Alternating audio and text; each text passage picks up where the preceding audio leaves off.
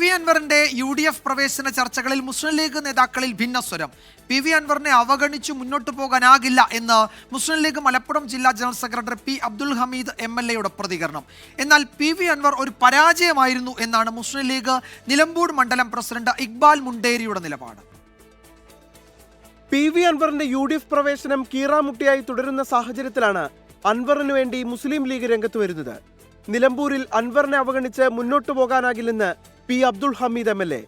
UDFന്റെ ഭാഗമായി അൻവർ വേണമെന്നും P. അബ്ദുൽ ഹമീദ്. അൻവറിനെ അവഗണിച്ചുകൊണ്ട് മുന്നോട്ട് പോകാൻ സാധിക്കുന്ന ഇതിലേക്ക് ഐക്യ ജനാധിപത്യ മുന്നണി പോകുമെന്നുള്ള അഭിപ്രായം എനിക്കില്ല. തൃണമൂൽ കോൺഗ്രസ് നിലമ്പൂരിൽ ഒറ്റയ്ക്ക് മത്സരിക്കാൻ സാധ്യതയില്ലെന്നും കോൺഗ്രസ് നിശ്ചയിക്കുന്ന സ്ഥാനാർത്ഥിയെ ഉൾക്കൊള്ളാനുള്ള വിശാലത അൻവറിനുണ്ടെന്നും P. അബ്ദുൽ ഹമീദ് പ്രതികരിച്ചു. എന്നാൽ പി.വി. അൻവറിനെതിരെ ലീഗ് പ്രാദേശിക നേതൃത്വം രംഗത്ത് വന്നു.